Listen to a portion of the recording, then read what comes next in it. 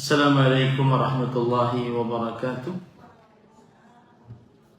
Kita kembali dimudahkan oleh Allah Subhanahu wa taala untuk duduk bersama mengkaji kitab Syarah Lum'atul I'tiqad yang ditulis oleh Fadilatul Syekh Muhammad bin Shalih Al-Utsaimin rahimahullah. Salawat dan salam semoga selalu Allah berikan pada Nabi kita Muhammad sallallahu alaihi wa ala alihi wasallam, pada keluarga beliau, para sahabat, serta orang-orang yang mengikuti beliau sampai hari kiamat kelak. Dengan nama-nama Allah yang husna dan sifat-sifatnya yang ulia, kita berdoa, Allahumma inna nas'aluka ilman nafi'an wa rizqan tayyiban wa amalan mutaqabbala. Allahumma amin. Ahibati, akhawati al-muslimat al-karimat, afani Allah wa iyyakunna. Saudari-saudari muslimah, ibu-ibu yang saya muliakan karena Allah, semoga Allah Subhanahu wa taala selalu memberikan afiat kepada kita di dunia dan di akhirat. Pada kesempatan kali ini kita melanjutkan mempelajari sifat-sifat Allah Subhanahu wa taala yang disebutkan di dalam Al-Qur'an. Dan pada pertemuan kali ini kita membahas sifat-sifat Allah Subhanahu wa taala yang ketujuh yang disebutkan oleh Allah, oleh penulis di dalam kitabnya. Qala asy-syarih mu'allifu syarihi Lum'atul I'tiqad Fadilatul Syekh Al-Allamah Muhammad bin Shalih Al-Utsaimin rahimahullah, as-sifah as-sabi'ah al-ghadab.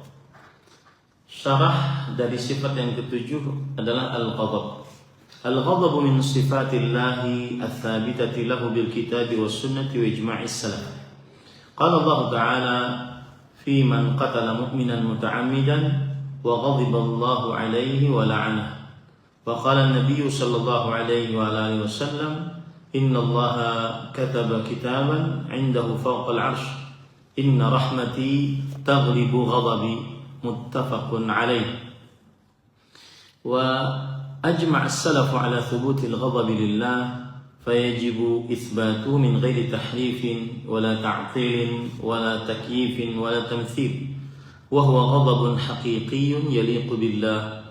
وفسره أهل التعطيل بالانتقام، ونرد عليهم بما سبق في القاعدة الرابعة وبوجه رابع أن الله تعالى غاير بين الغضب والانتقام، فقال تعالى فلما آسفونا أي أغضبونا انتقمنا منهم، فجعل الانتقام نتيجة للغضب فدل على أنه غيره. نعم. Syarat sifat ketujuh atau al-ghadab, marah. Marah merupakan salah satu di antara sifat-sifat Allah yang tetap baginya berdasarkan Al-Quran, As-Sunnah, dan ijma' salaf saleh. Allah Ta'ala berfirman mengenai orang yang membunuh orang mukmin dengan sengaja dalam surat An-Nisa ayat 92 yang artinya, dan Allah marah kepadanya dan melaknatnya. Nabi SAW bersabda, sesungguhnya Allah menulis suatu ketetapan di sisinya di atas arsy. Sesungguhnya rahmatku mengalahkan marahku, muttafaqun alaih. Dan salaf telah bersepakat menetapkan sifat marah bagi Allah. Karena itu wajib menetapkannya secara hakiki dengan tanpa tahrif, ta'til, takyif, dan taksir. Ia adalah kemarahan yang hakiki yang layak bagi Allah. Sementara para penganut ta'til atau golongan mu'attilah menakwilkannya dengan siksa. Kita membantah mereka dengan keterangan yang disebutkan dalam kaidah keempat dan dengan sisi keempat, bahwa Allah membedakan antara ghadab atau marah dengan intiqam atau siksa melalui firman-Nya. Ketika mereka membuat kami murka, kemudian yakni mereka membuat kami marah. Dalam surat Az-Zukhruf ayat 55 yang artinya kami siksa mereka, di mana dia menjadikan siksaan sebagai akibat dari kemurkaan. Maka ini menunjukkan bahwa marah berbeda dengan siksa. Nah, Sekarang kita membahas sifat yang ketujuh yang disebutkan oleh penulis rahimahullah ta'ala di dalam kitab Syarah Lum'atul I'tiqad, yaitu bahwa sifat ketujuh adalah sifat al-ghadab. Dan al-ghadab adalah sifat fi'liyah. Sifat fi'liyah. Apa itu sifat fi'liyah? Perhatikan baik-baik ibu-ibu, saudari-saudari muslimah, afani Allah wa iyyakum.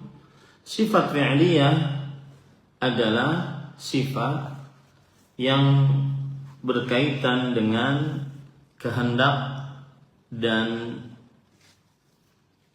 kekuasaan Allah Subhanahu wa taala.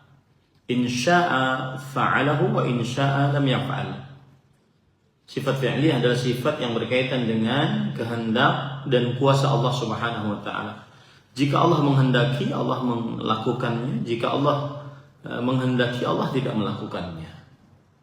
Salah satunya di antaranya sifatnya adalah sifat ghadab. Termasuk di dalamnya juga sifat an-nuzul, turun. Termasuk di dalamnya juga sifat al-maji, sifat datang. Termasuk di dalamnya juga sifat al-farah, yaitu senang. Termasuk dalamnya juga sifat al-dhahik, yaitu tertawa. Maka sifat fi'liyah adalah sifat muta'alliqah bi masyiatillah wa qudratih.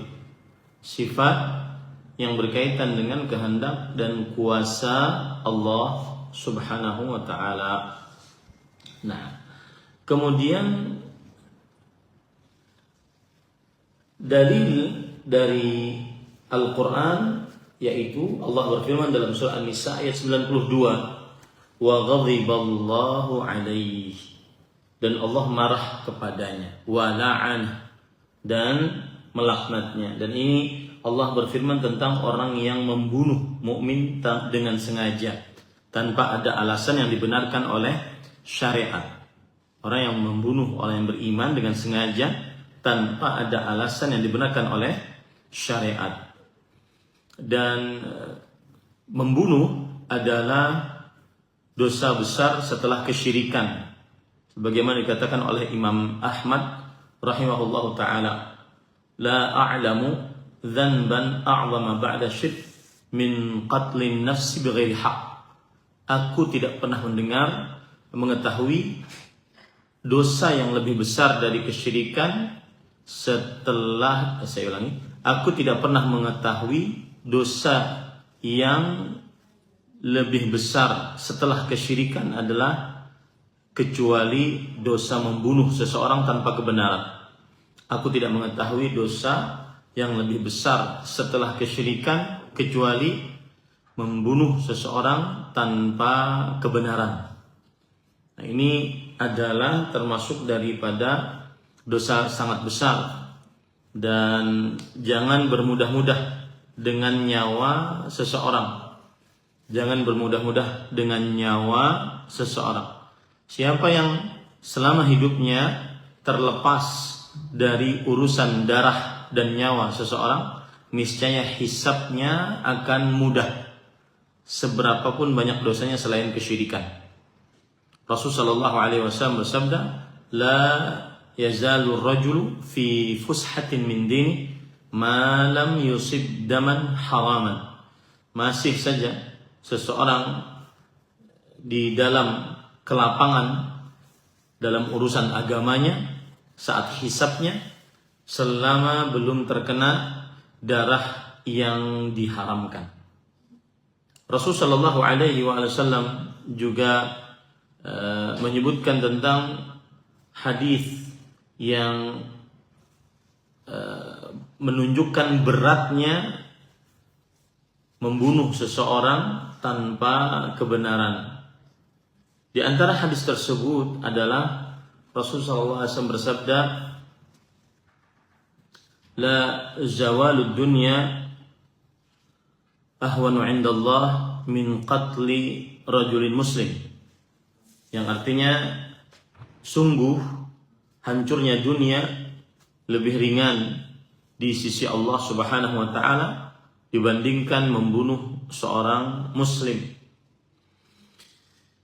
Kemudian hadis riwayat Imam Abu Dawud, Rasulullah SAW bersabda, kullu dzambin asallah an yaghfirah illa man mata musyrikan aw mu'minun qatala mu'minan muta'ammidan.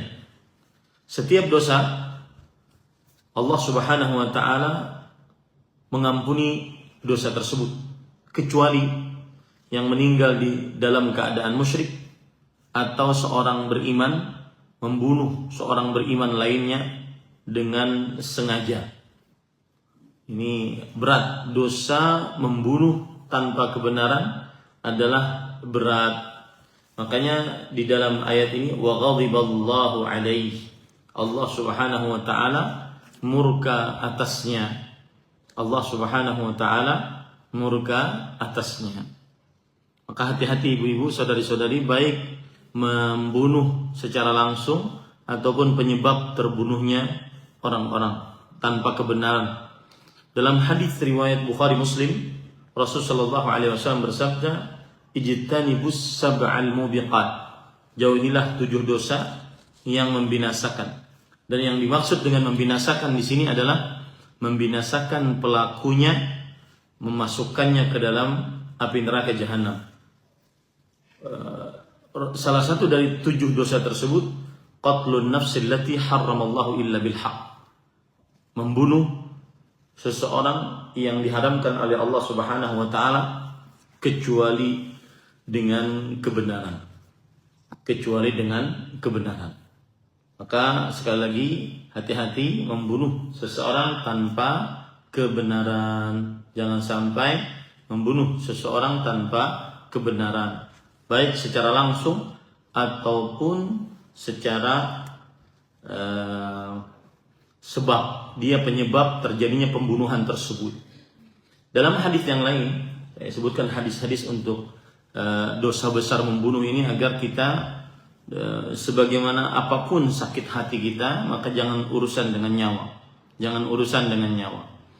Dalam hadis riwayat Bukhari, Rasul sallallahu alaihi wasallam bersabda, sibabul muslimi fusuqun wa qitaluhu kufrun. Wa qitaluhu kufrun. Menghina seorang muslim adalah kefasikan dan membunuhnya adalah kekufuran. Menghina seorang muslim adalah kefasikan dan membunuhnya adalah kekufuran. Kekufuran di sini maksudnya kufrun asghar. Kufrun asghar yang tidak mengeluarkan dari agama Islam.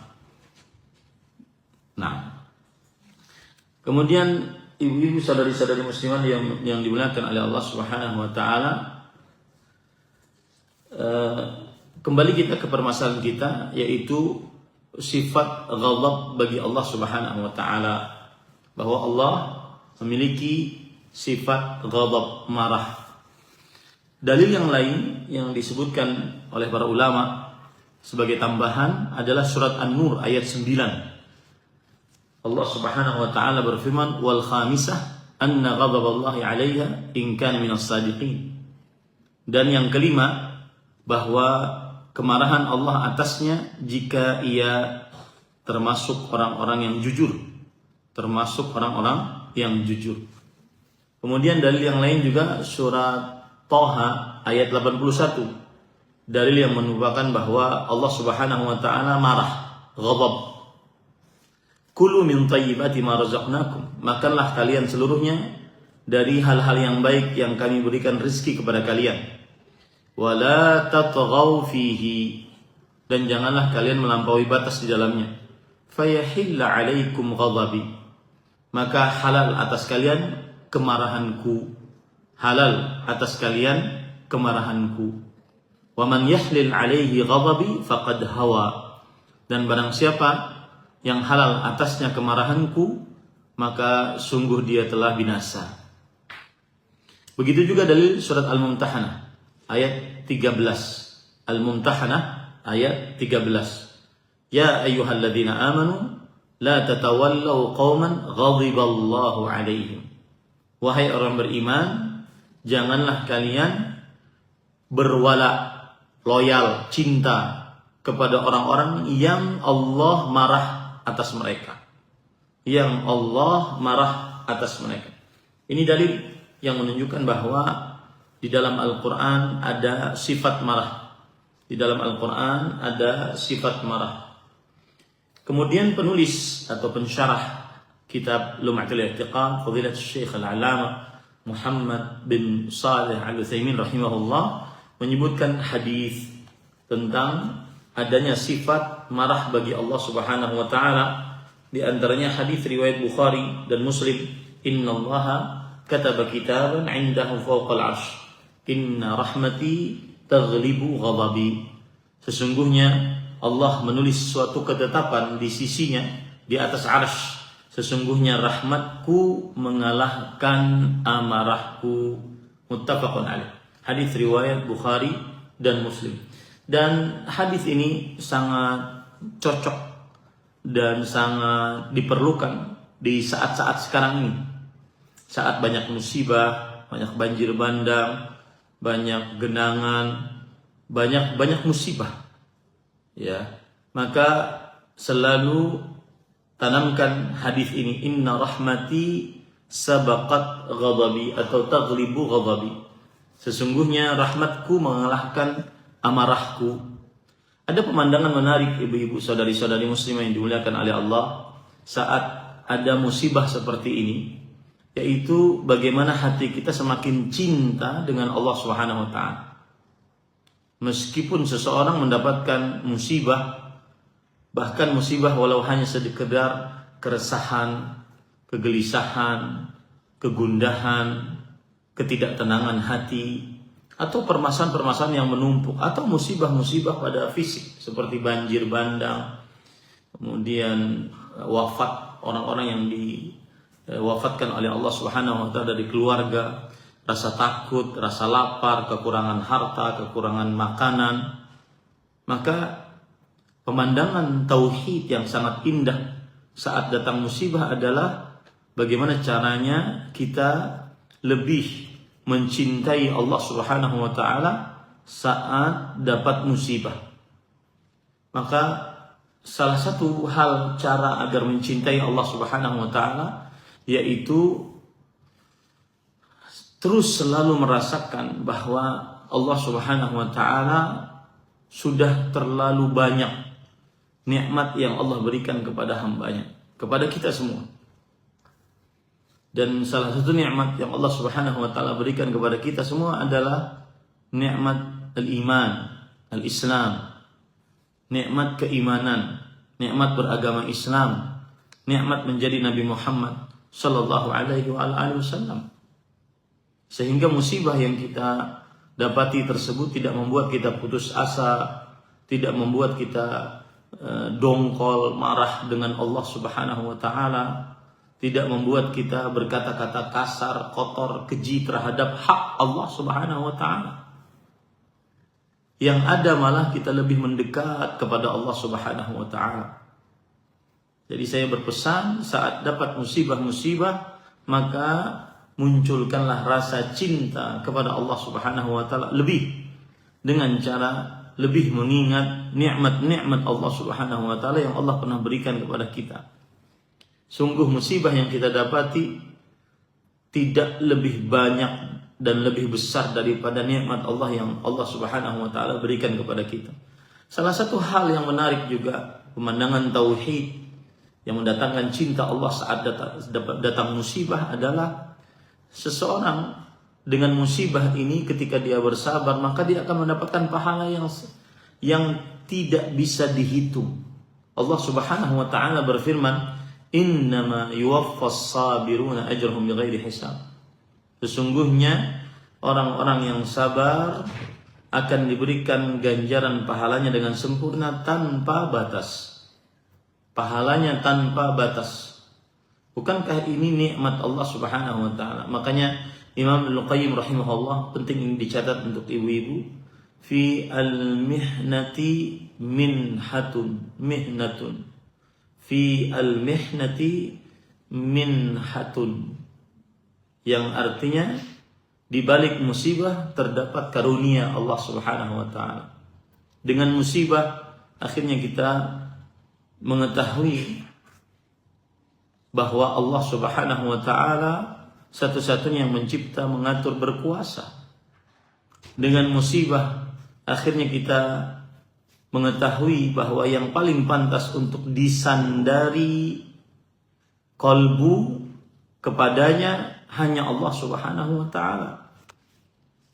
Dengan musibah akhirnya kita bersyukur kepada Allah Subhanahu wa taala. Ternyata musibah yang datang tidak lebih besar daripada yang sedang dirasakan. Dengan musibah akhirnya kita mengetahui bahwa nikmat yang paling besar adalah nikmat beragama Islam, menjadi orang mukmin. Adapun diambilnya rumah, keluarga, orang-orang yang dicintai, maka itu sunnatullah. Keluarga yang dicintai akan mati, meninggalkan kita, baik dengan banjir bandang ataupun tidak. Maka itu adalah membuat kita semakin bersyukur kepada Allah Subhanahu wa taala bahwa musibah ini membuat kita diampuni dosa, diangkat derajat. Sampai seseorang dengan musibahnya dia tidak memiliki dosa dan dia tetap hidup di dunia. Subhanallah.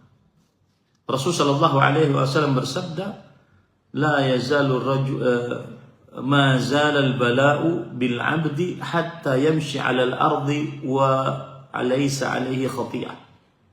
Masih saja musibah, keresahan, kegelisahan menimpa seorang hamba, rasa takut, rasa lapar, kekurangan harta, orang yang dicintai diwafatkan, kekurangan makanan. Masih saja musibah menimpa seseorang sampai dia berjalan di atas muka bumi dan tidak memiliki satu dosa pun. Subhanallah.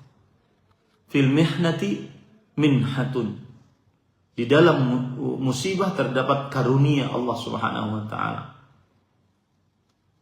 Jangan sampai kita sebagai orang yang belajar tauhid maka kemudian kita menggerutu dengan takdir Allah Subhanahu wa taala, kemudian berkata-kata yang kotor tentang hak Allah Subhanahu wa taala, putus asa atas rahmat Allah Subhanahu wa taala.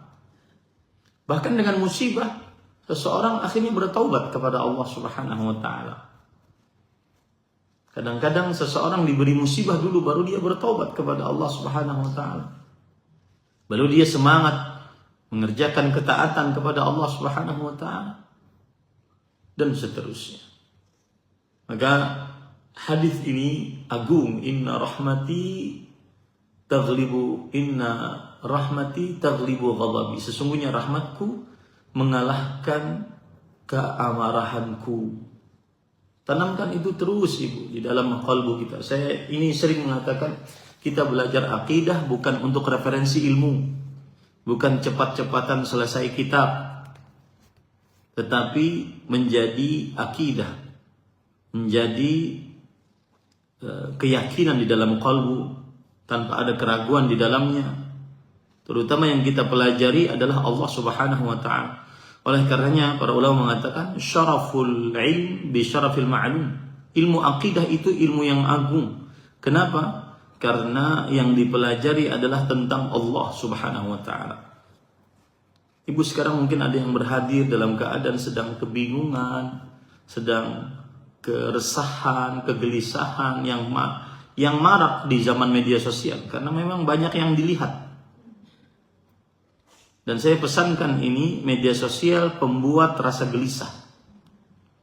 Media sosial pembuat rasa gelisah, rasa resah, rasa takut. Dan itu adalah narun dunyawi, neraka yang ada di dunia. Uqubatun ajilah, siksa yang disegerakan oleh Allah Subhanahu wa taala. Rasa takut, rasa gelisah. Makanya wali-wali Allah alladzina amanu wa kanu yattaqun, orang-orang yang beriman dan bertakwa, yang paling pertama kali Allah anugerahi wali-wali Allah adalah apa? La khaufun 'alaihim wa lahum yahzanun. Ala inna awliya Allah la khaufun 'alaihim wa lahum yahzanun. Ingatlah, sesungguhnya wali-wali Allah tidak ada rasa khauf.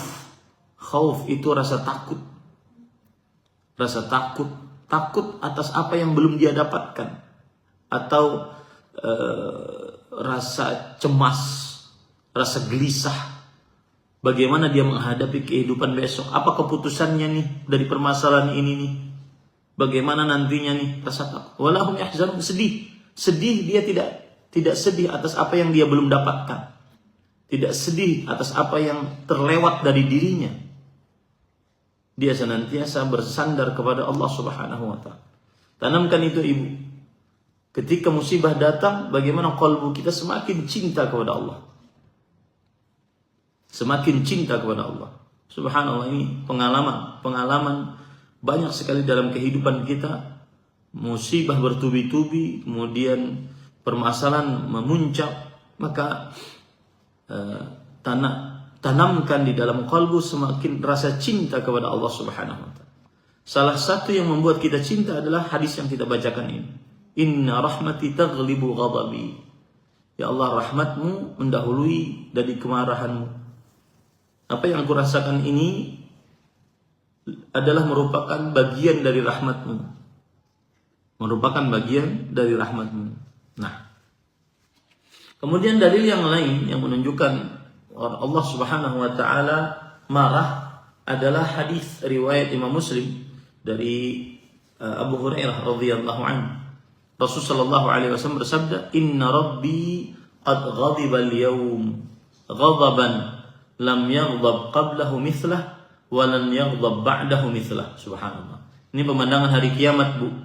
Sesungguhnya Rabbku telah marah pada hari ini, yaitu hari kiamat, dengan kemarahan yang Allah tidak pernah marah sebelumnya semisal dengannya, dan Allah tidak pernah marah setelahnya semisal dengannya.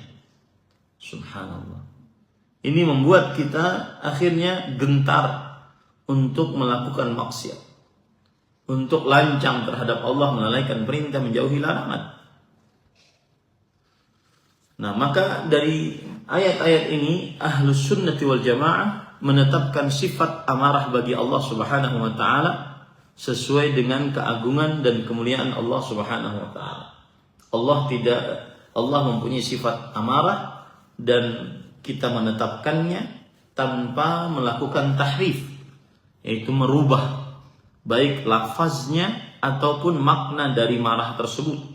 Ta'til, yaitu meniadakan sifat tersebut. Kita menetapkan, tidak meniadakan, yaitu dan tidak melakukan takyif, yaitu menanyakan bagaimana marahnya Allah Subhanahu wa taala. Kita menetapkan tanpa harus menanyakan, tetapi kita tahu apa makna marah. Kemudian tamtsil, tidak memisalkan marahnya Allah dengan marahnya makhluk. Marahnya Allah dengan marahnya makhluk. Para ikhwan yang dirahmati oleh Allah Subhanahu wa taala, Imam Ahmad berpendapat anna Allah azza wa jalla yaghdabu wa yarda wa anna lahu ghadaban wa ridan. Imam Ahmad berpendapat bahwa Allah Subhanahu wa taala marah dan Allah ridha, dan Allah memiliki amarah dan Allah memiliki keridhaan. Allah memiliki amarah dan Allah memiliki keridhaan. Kemudian Imam Ahmad rahimahullah membaca surat Thaha ayat 81 tadi, wala tatghaw fi fayahilla 'alaikum ghadabi. Janganlah kalian melampaui batas di dalamnya, maka halal atas kalian kemurkaanku. Wa man yahlil 'alaihi ghadabi faqad hawa. Dan barang siapa yang halal atasnya kemurkaanku, maka sungguh dia telah binasa. Nah, jadi para ikhwan yang dirahmati oleh Allah, para ulama salaf sepakat menetapkan sifat amarah bagi Allah Subhanahu wa taala.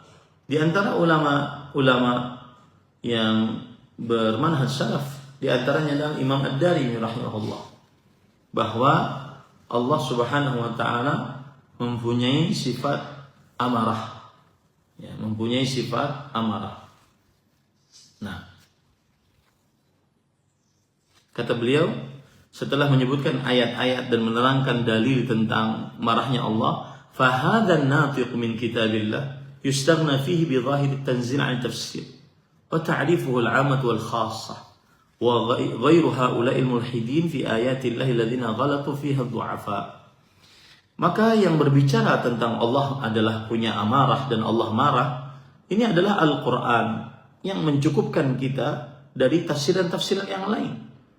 Orang ketika membaca ayat ini sudah paham, baik dia orang umum ataupun orang khusus dari para ulama rahimahumullah ta'ala. Imam At-Tahawi juga rahimahullah, ulama Islam, mengatakan wallahu yaghdabu wa yarda la ka ahadin minal wara.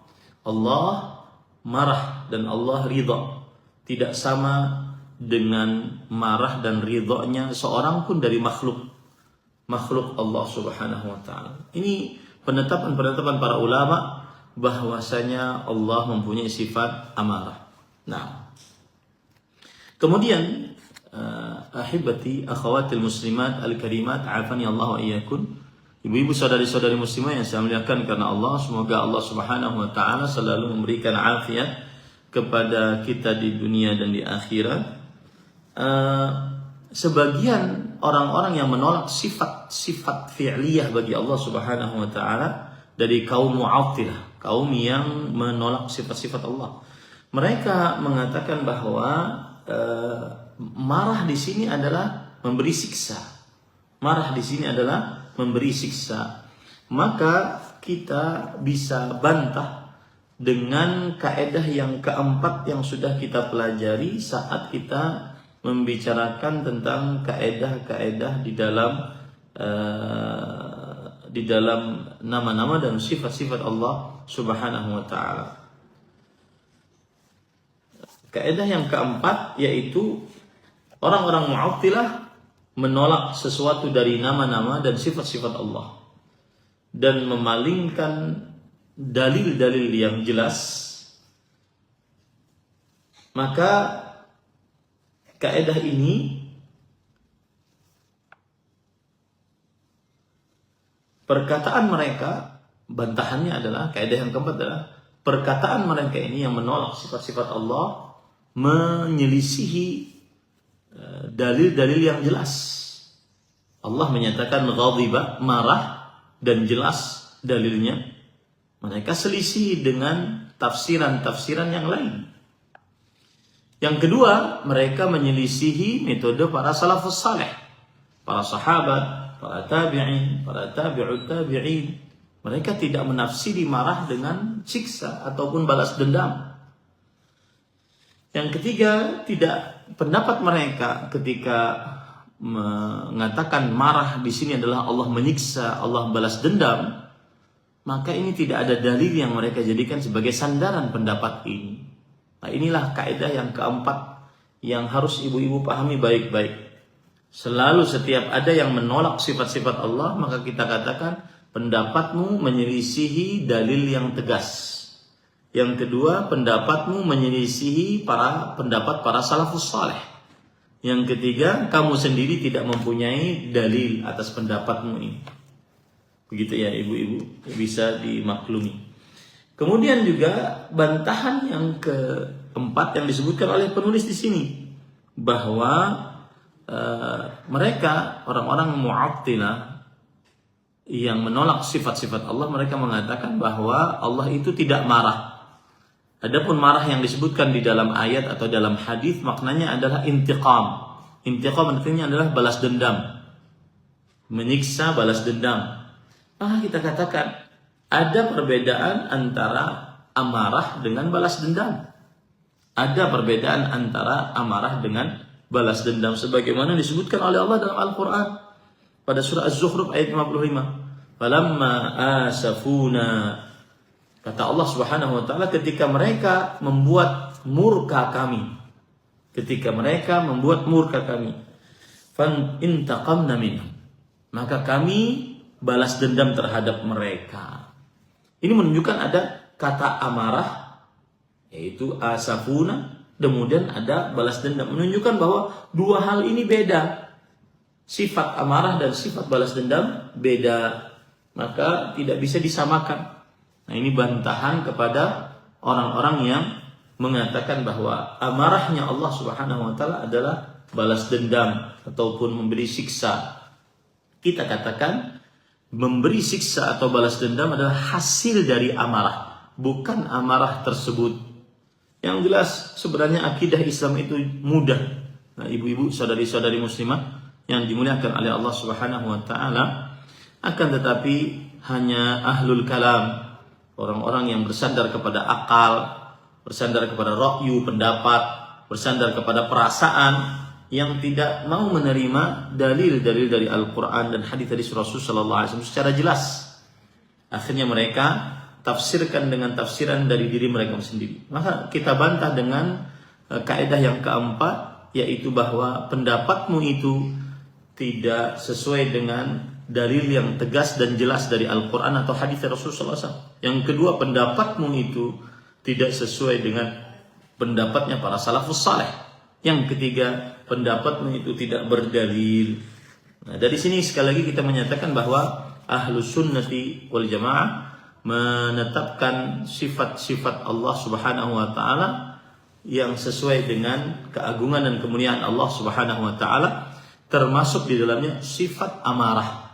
Termasuk di dalamnya sifat amarah. Dan sifat amarah Allah tidak sama dengan sifat marahnya manusia atau makhluk. Allah berfirman, "Laisa kamitslihi syai' wa huwas samiul basir." Tidak ada yang sesuatu apapun yang semisal dengannya. Dan Dia, Allah Subhanahu wa taala, Maha mendengar, Maha melihat. Ayat ini menunjukkan bahwa penafian permisalan sesuatu apapun terhadap Allah. Dan ayat ini menunjukkan juga bahwa penetapan sifat-sifat Allah, dan sifat-sifat tersebut tidak semisal dengan sifat-sifat makhluk. Allah mendengar, makhluk mendengar, tidak sama dengan dua pendengaran tersebut. Allah melihat, makhluk melihat, tidak sama antara penglihatan tersebut. Allah marah, makhluk marah, tidak sama antara dua kemarahan tersebut. Kemarahan untuk Allah sesuai dengan keagungan dan kemuliaan Allah Subhanahu wa taala. Kita tetapkan sifat amarah bagi Allah sesuai dengan keagungan kemuliaan Allah, dan kita hilangkan aib kekurangan saat Allah Subhanahu wa taala marah. Beda dengan manusia. Manusia marah tetapi penuh dengan aib. Aibnya seperti melakukan perbuatan-perbuatan yang mungkar, kezaliman, karena kemarahan dia. Dan ibu-ibu, saudari-saudari muslimah yang dimuliakan oleh Allah Subhanahu wa taala, saya pernah bertanya kepada Syekh Abdul Razak bin Abdul Muhsin, ya Syekh, bagaimana caranya agar seorang saya bertanya, kenapa sabar itu susah? Sedangkan susah untuk menjaga amarah. Kenapa sabar itu susah dan susah menjaga amarah? Maka beliau mengatakan begini, li'anna sabra manzilah min la yablughuha illa ulul azmi minar rusul. Karena kesabaran adalah sebuah kedudukan yang tidak didapat kecuali para ulul azmi dari para rasul. Makanya apabila ada orang yang sabar padahal dia bukan rasul, bukan nabi, maka dia memiliki sifat seperti sifatnya para rasul alaihi wassalatu wassalam. Maka bersabarlah. Fasbir kama sabara ulul azmi minar rasul. Bersabarlah sebagaimana para rasul dari ulul azmi bersabar. Kemudian beliau mencontohkan contoh yang menarik. Saya tidak pernah lupa ini. Kata beliau begini. Bayangkan Ahmad, Nabi kita Muhammad sallallahu alaihi wasallam saat berdakwah ke Taif, kemudian dihadapi oleh 3 pemuka Taif dari Bani Thaqif. Kemudian Nabi Muhammad SAW menyampaikan dakwahnya. Kemudian tiga pemuka Taif tersebut bukannya menerima atau minimal mereka mendengarkan, mereka malah menghina, melecehkan Rasulullah sallallahu alaihi wasallam. Mereka katakan, kalau bahasa kita ya Bu ya, ini nih ustadznya, ini nih rasulnya, cuma segini doang nih.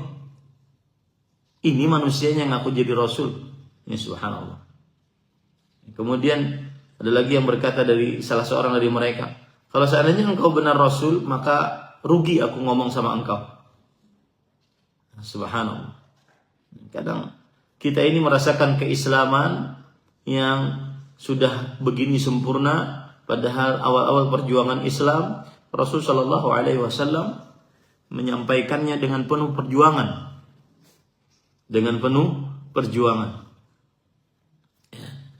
Kemudian setelah itu kata Rasul Shallallahu Alaihi Wasallam, kalau kalian tidak mau menerima, maka biarkan saja, diamkan saja. Jangan beritahu kepada khalayak ramai supaya tidak ribut. Akhirnya mereka mengkhianati kesepakatan tersebut. Mereka beritahukan kepada orang-orang, mereka kumpulkan para budak, anak-anak kecil, dan Rasul Shallallahu Alaihi Wasallam dilempari oleh mereka tersebut. Maka terkumpul pada diri Rasul Shallallahu Alaihi Wasallam dua hal yang menyakitkan beliau, yaitu menyakitkan kalbu beliau akibat hinaan, pelecehan, dan menyakitkan fisik beliau karena dilempari dengan batu, beliau luka-luka. Makanya Aisyah radhiyallahu anha ketika bertanya kepada Rasulullah SAW, hari apa yang paling berat bagimu dalam dakwah wahai Rasul sallallahu alaihi wasallam? Maka kata Rasulullah sallallahu alaihi wasallam, yang paling berat adalah saat apa yang aku dapati dari Bani Thaqif, kaummu. Setelah perang Uhud itu yang paling berat. Datanglah Jibril alaihissalam dan mengatakan, wahai Muhammad sallallahu alaihi wasallam, ini ada malaikat yang mengurus gunung. Dan datanglah malaikat gunung kemudian mengatakan, ya Muhammad, akhsifu alaihim al-akhshabain. Maukah engkau aku timpakan kepada mereka penduduk Taif dua gunung sehingga mereka mati sekaligus. Apa kata Rasul sallallahu alaihi wasallam? Lihat kesabaran ini. Apa kata Rasul sallallahu alaihi wasallam? La bal arju Allah an yukhrija min aslabihim man ya'budu Allah la yusyriku bihi syai'an. Tidak.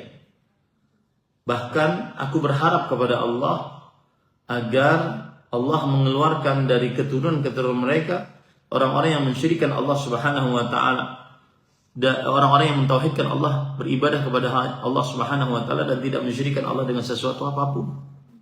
Jadi ukurannya ibu-ibu, saudari-saudari muslimah, bukan diri kita menang atau tidak, Islam kita menang atau tidak, itu yang menjadi ukuran. Kalau kita sedang sakit hati, dia kurang ajar Ustaz, dia menghina saya Ustaz, dia merendahkan saya Ustaz, bla bla bla bla. Maka selama Islam, Allah, Rasulullah, Al-Quran selalu terjaga, maka tidak terlalu penting kita orang menghina diri kita. Dan yang menarik ketika Syekh bercerita ini kepada saya, wahai Ahmad, kata beliau, kalau seandainya aktornya diganti, Nabi Muhammad SAW diganti dengan saya, maka saya bukan hanya minta 2 gunung, 10 gunung saya kasih. Itu Syekh Abdul Razak yang sangat penyabar, sangat penyantun ya. Jadi itulah, maka seorang manusia dia marah, dan marahnya Allah beda dengan marahnya manusia. Nah, kita lanjutkan. Kemudian penulis berkata, as-sifah ats-tsaminah as-sakhat. As-sakhat min sifatillah ta'ala bil kitab was sunnah wa ijma' as-salaf. Qala Allah ta'ala, dzalika bi annahum ittaba'u ma askhata Allah. Wa kana min du'a'i an-nabi sallallahu alaihi wasallam, Allahumma inni a'udzu bi ridhaka min sakhatik wa bi mu'afatika min 'uqubatik. Rawahu Muslim. Wa ajma'a as-salaf ala thubuti as-sakhati lillah fa yajibu itsbatuhu lahu min ghairi tahrifin wala ta'tilin wala takyifin wala tamthil. Wa huwa sakhatun haqiqi yaliqu billahi subhanahu.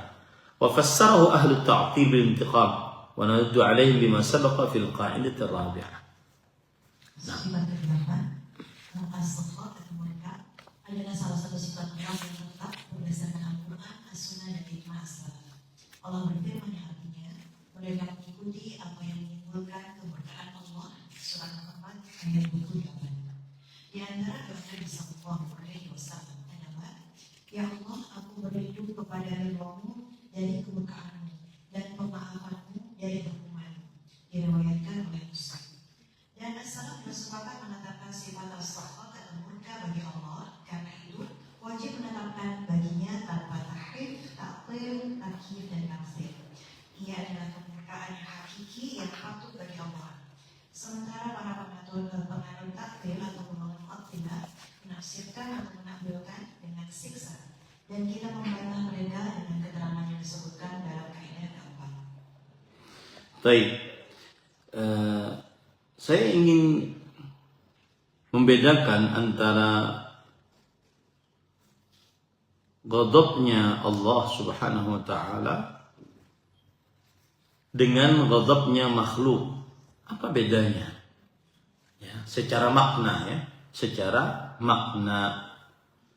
Para ikhwan yang dirahmati oleh Allah Subhanahu wa taala, para ulama mengatakan marah secara makna adalah ghalayanu damil qalbi li talabil intiqam, atau al-iradah mailun nafsi ila jalbi manfa'ah wa daf'il madarrah. Yang artinya begini.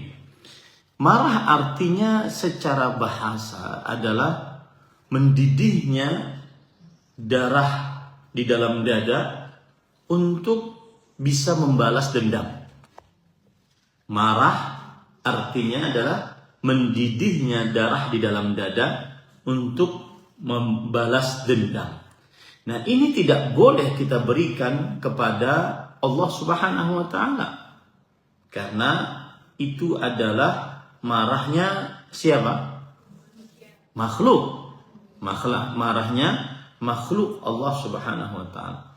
Sedangkan marahnya Allah Subhanahu wa taala, maka kita mengucapkan sesuai dengan keagungan dan kemuliaan Allah Subhanahu wa taala. Sesuai dengan keagungan dan kemuliaan Allah Subhanahu wa taala.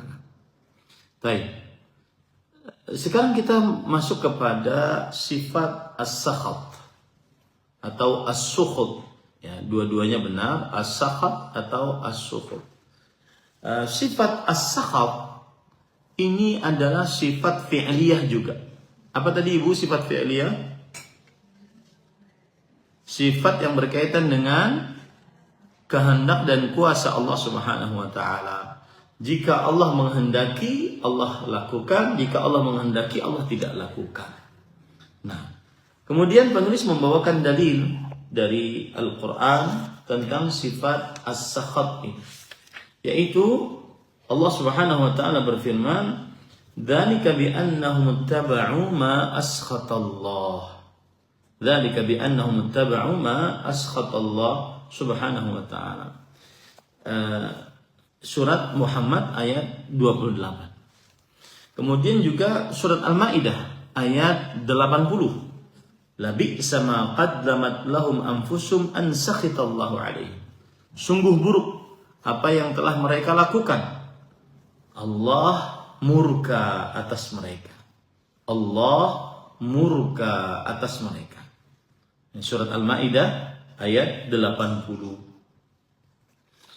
Kemudian juga di dalam hadis Rasul Shallallahu Alaihi Wasallam bahwasanya Nabi Muhammad Shallallahu Alaihi Wasallam kalau sedang sujud, salah satu doa beliau terutama sholat malam, beliau mengucapkan Allahumma inni a'udzu bi ridhaka min sakhatik wa bi mu'afatika min 'uqubatik wa a'udzu bika mink la uhsi thana'an 'alaik anta kama athnaita ala nafsi.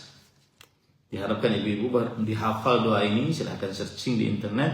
Allahumma a'udzu biridhaka min sakhatik wa bi mu'afatika min 'uqubatik wa a'udzu bika mink la uhsi thana'an 'alaik anta kama athnaita ala nafsik. Dan hadis ini atau membaca doa ini mendatangkan keutamaan yang sangat luar biasa. Makanya saya katakan tadi, hafallah doa ini. Ya, saya bacakan hadis yang menunjukkan akan doa ini.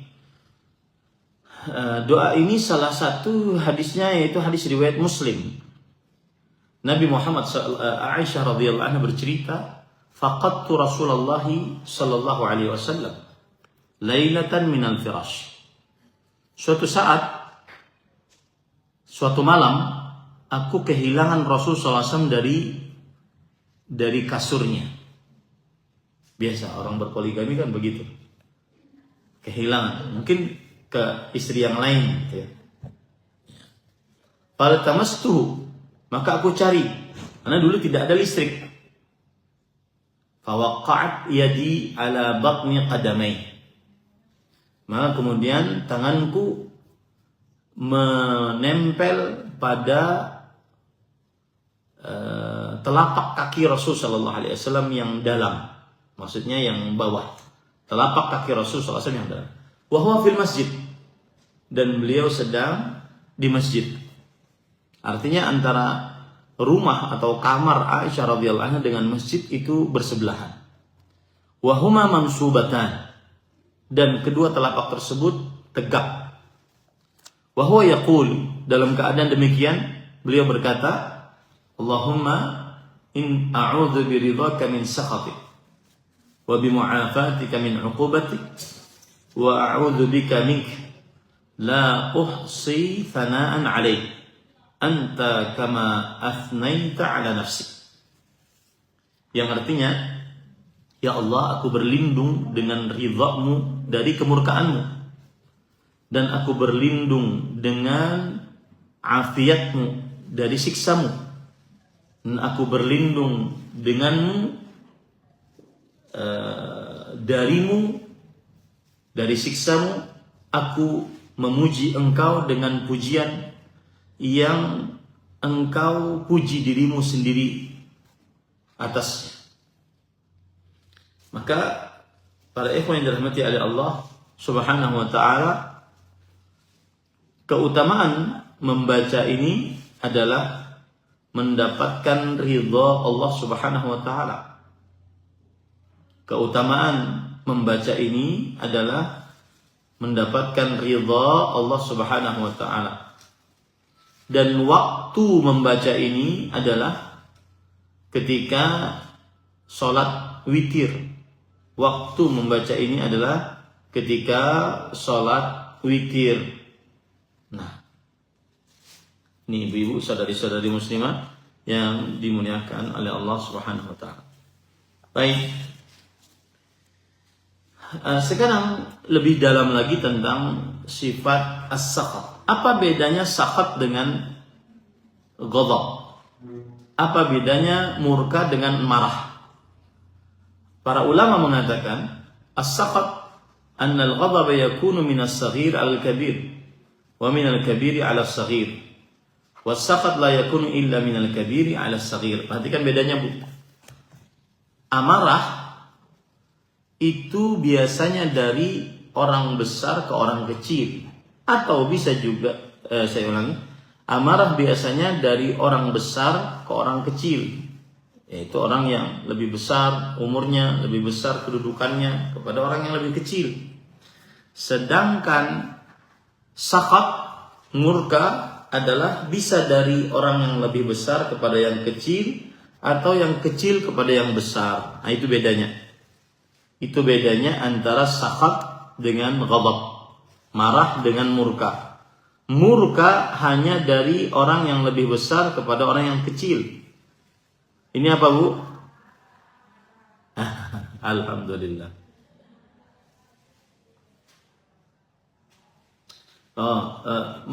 Betul, Bu. Saya keliru tadi. Terbalik. Ya. Karena ada yang bawa-bawa makanan sih. Mengganggu. Ya. Nah, baik. Apa tadi, Bu? Marah terjadi dari orang besar ke orang kecil atau orang kecil ke orang besar. Itu betul sudah, itu betul. Ya, itu marah betul begitu. Terjadi dari orang besar ke orang kecil atau orang kecil ke orang besar. Ini betul, ini yang betul Bu. Jangan protes. Saya gurunya. Baik, kemudian murka tidak terjadi kecuali hanya dari orang besar ke orang kecil. Jadi terbalik yang saya ucapkan tadi itu.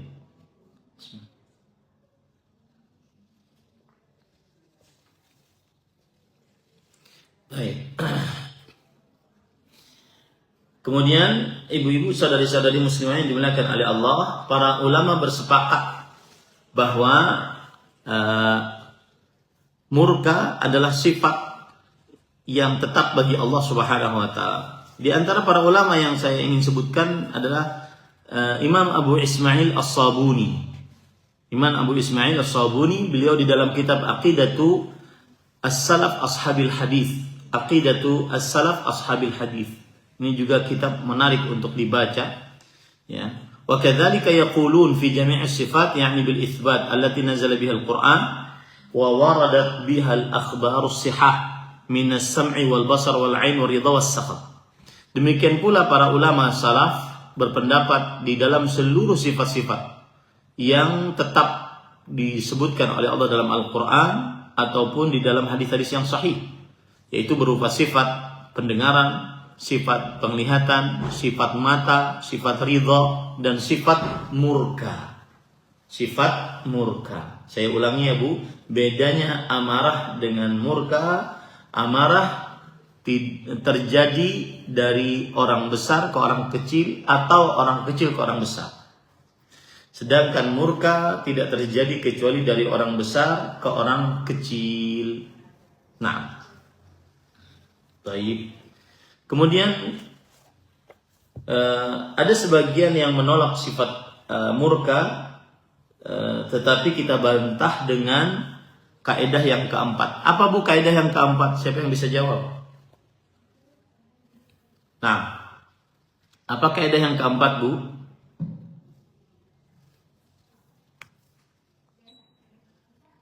Nah, silakan. Saya beri contoh misalkan Allah murka. Kita Ahlus Sunnah wal Jamaah yang bermanhaj salaf menetapkan bahwa Allah murka sesuai dengan keagungan dan kemuliaan Allah. Tetapi Ahlul Kalam atau kaum Mu'attilah yang menolak sifat-sifat Allah Subhanahu wa taala, terutama sifat-sifat fi'liyah, mereka mengatakan Allah tidak punya sifat murka. Karena kalau Allah punya sifat murka, maka Allah seperti makhluk.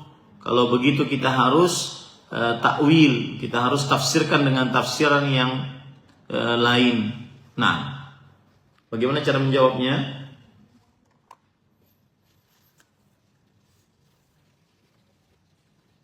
Kita bantah dengan kaidah yang keempat. Apa itu kaidah yang keempat Ibu yang disebutkan oleh penulis?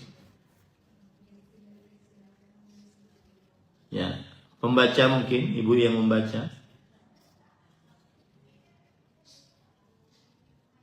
Biar cepat saja. Kita bantah pertama, perkataan mereka itu menyelisih dari yang saleh yang tegas. Nah. Yang kedua, mereka menyelisih perkataan kaum salafus saleh. Nah. Yang ketiga, pendapat mereka tidak memiliki dalil atau sandaran. Baik. Dan yang keempat, ada perbedaan. Mungkin tadi ini yang jawabannya. Baik. Iya, itu 3 bantahan di dalam kaidah keempat. Baik. Sekarang kita masuk kepada sifat yang ke-9 yang terakhir yang disebutkan oleh penulis, sifat-sifat berdasarkan Al-Quran. As-sifah at-tasiyah al-karahah. Al-karahatu min Allah liman yastahiquha thabitatun bil kitabi was sunnati wa ijma'is salaf. Qala Allah Ta'ala walakin karihallahum bi'athahum wa qala an-nabiy sallallahu alaihi wasallam inna Allah kariha lakum qila wa qala wa kathrata as-su'ali wa idha'at al-mal rawahu al-Bukhari. Wa ajma'a as-salaf ala thubuti dhalika fayajibu ithbatuhu min ghairi tahrifin wala ta'tilin wala takyifin wala tamthil. Wahia karahatun haqiqiyatun min Allah Ta'ala bih. Wa fassara ahlu ta'til al-karahah bil ib'ad. Naruddu alaihim bima sabaqa fil qa'idati rabi'ah. Nah, Syarat sifat ke-9 al-karahah, membenci atau tidak menyukai. Al-karahah membenci atau tidak menyukai dari Allah terhadap siapa yang pantas mendapatkannya adalah salah satu sifat yang tetap bagi Allah berdasarkan Al-Quran, As-Sunnah, dan ijma' salafus saleh. Allah Subhanahu wa taala berfirman, tetapi Allah tidak menyukai keberangkatan mereka. Dalam surat At-Taubah ayat 46. Nabi SAW bersabda, sesungguhnya Allah tidak menyukai bagi kalian perbuatan banyak bicara tanpa dasar, banyak bertanya dan menyia-nyiakan harta. Riwayat Al-Bukhari. Dan as-salaf telah bersepakat ijma menetapkan sifat ini bagi Allah. Karena itu wajib menetapkannya secara hakiki tanpa tahrif, ta'til, takyif, dan tamtsil. Ia adalah membenci secara hakiki yang patut bagi Allah. Sementara para penganut takwil menafsirkan sifat membenci ini dengan menjauhkan. Kita membantah mereka dengan keterangan yang disebutkan dalam kaidah keempat. Nah, ini adalah sifat yang ke-9 yang terakhir disebutkan tentang sifat-sifat Allah al-fi'liyah atau dzatiyah yang didalili dari Al-Quran, yaitu sifat al-quruh, membenci. Kemudian dalilnya adalah surat At-Taubah ayat 46, walakin karihallahum bi'atsahum. Akan tetapi Allah tidak menyukai, membenci keberangkatan mereka. Apa yang dimaksud dengan keberangkatan mereka ini? Yaitu Allah tidak menginginkan mereka keluar untuk berjihad, bukan karena kelemahan dari mereka, akan tetapi karena kemurkaan yang ada dalam kalbu mereka, yaitu kerusakan niat. Nah, ini dia. Ini ibu-ibu hati-hati banget ya di dalam urusan amal ibadah, urusan niat. Ya, kadang kita beramal ibadah, amal ibadahnya kedudukannya tinggi di hadapan Allah, seperti jihad, seperti bersedekah, seperti menuntut ilmu sekarang, ya. Maka perbaiki niat selalu. Untuk apa kita melakukan amal ibadah ini? Apakah ingin dikatakan mujahid, pemberani? Kemudian apakah ingin dikatakan sebagai seorang dermawan? Ataukah ingin dikatakan sebagai seorang alim, sudah belajar? Tidak. Tetapi ingin keikhlasan, keridhaan Allah Subhanahu wa taala. Maka hati-hati, ini ayat memberikan pelajaran kepada kita agar selalu perhatian dengan niat, selalu perhatian dengan niat. Dan Abdullah bin Mas'ud radhiyallahu anhu berkata, "Ma'aladtu syai'an ashadda alayya min niyati." Aku tidak pernah mengurus sesuatu yang paling berat atasku kecuali urusan niat. Itu sekelas Abdullah bin Mas'ud. Bagaimana kita? Ya, aku tidak pernah mengurus niatku, selalu meluruskan niatku yang lebih dahsyat, lebih berat dibandingkan niatku. Tidak ada sesuatu yang paling aku berat urus kecuali meluruskan niat. Ya, maka jaga jangan sampai niat kita berubah. Kemudian dalil dari hadis Rasul, innallaha kariha lakum qila wa qala. Qila wa qala maksudnya adalah ghibah. Qila wa qala maksudnya adalah ghibah. Para ulama rahimahumullahu ta'ala mengatakan bahwa yang dimaksud dengan syarah hadis Allah membenci kalian perbuatan banyak berbicara tanpa dasar. Salah satu perbuatan banyak berbicara tanpa dasar adalah ghibah. Kemudian juga menukilkan berita tanpa cross check dahulu, menukilkan berita. Ya. Kemudian juga mengadu domba. Ini termasuk qila wa qala. Ya, membicarakan sesuatu tanpa dasar, mengadu domba, atau membicarakan perkataan-perkataan yang tidak ada faedahnya di dalamnya. Dan saya sering singgung di hari-hari ini, dan tujuan saya adalah agar kaum muslimin berhenti untuk membuang-buang waktunya dengan media sosialnya, terutama yang tidak ada manfaat di dalamnya dia ambil, hanya sekedar dia konsumen, scroll tidak henti-hentinya. maka lebih baik dia berhenti, lebih baik dia hapus itu akun, lebih baik dia membaca Al-Quran, banyak beristighfar, itu lebih utama, lebih memfokuskan pikirannya, lebih banyak hasil untuk hidupnya. Terutama ibu perhatikan, terutama orang-orang yang di masa syaikhukhah, di masa tua. Ustaz, masa tua itu berapa? Perhatikan, Imam Ibnul Jauzi membagi manusia itu umurnya menjadi 5 bagian. Yang pertama dari 0 sampai 15. Ini umur kanak-kanak. Umur kanak-kanak. Dan ini tepatnya dia harus dilakukan padanya adalah penanaman-penanaman. Di antaranya Al-Quran, kemudian akidah yang benar, adab-adab yang sesuai dengan hadis, sesuai dengan Al-Quran, hadis Rasulullah SAW. Penanaman-penanaman. Maksudnya pendasaran-pendasaran baik dalam akidah, ibadah, muamalah ataupun adab dan akhlak. Kemudian yang kedua 15 sampai 35 atau 40. 15 sampai 35 beliau nyebutkan. Ini adalah masa muda, masa semangat, masa untuk beramal, masa untuk membiasakan kebiasaan-kebiasaan yang baik. Kemudian masa 35 sampai 50 ini masa matang. Bentar lagi gosong. Ya, masa matang. Nah, perhatikan ibu-ibu, saya ingin ungkap. Imam Ibnul Jauzi rahimahullah mengatakan, di masa matang inilah laki-laki kadang-kadang masih timbul syahwatnya. Makanya kadang-kadang ada suami-suami yang umur 45, 40, menjelang 50 pengen nikah lagi. Nah, ini dia, di masa ini nih. Ini masa matang. Masa matang ini adalah hasil dari masa mudanya. Kalau seandainya masa mudanya dia semangat beribadah, semangat mengerjakan ketaatan, niscaya akan mudah dia di masa matangnya. Kemudian umur 50 sampai 60 ini masa pra tua. Ya, masa syaikhukhah namanya. Ini masa, kata Imam Ibnul Jauzi rahimahullah, siap-siap untuk berkumpul dengan kawan-kawan yang sudah lebih dahulu. Sudah jangan terlalu banyak pikiran. Saya pengen kesini, pengen beli ini, pengen buka usaha ini dan itu dan seterusnya. Sudah siap-siap persiapan aja. Ya. Umur 60, 70 itu masa bonus. Masa bonus ya semestinya, makanya ada di dalam kitab Riyadhus Shalihin bahwa Imam Nawawi mengatakan ada sebuah hadis, tidak diberi uzur orang yang 60 sampai ke 70 masih malas beribadah, nggak ada uzurnya ini. Makanya ibu-ibu juga perhatian kepada orang tua yang kita kasih media sosial. Kita kasih fasilitas, bukan media sosial, fasilitas HP misalkan. Akhirnya dengan fasilitas tersebut orang tua kita bukannya malah banyak baca Quran, malah nonton scroll TikTok. Ya, akibat tadi dikasih fasilitas.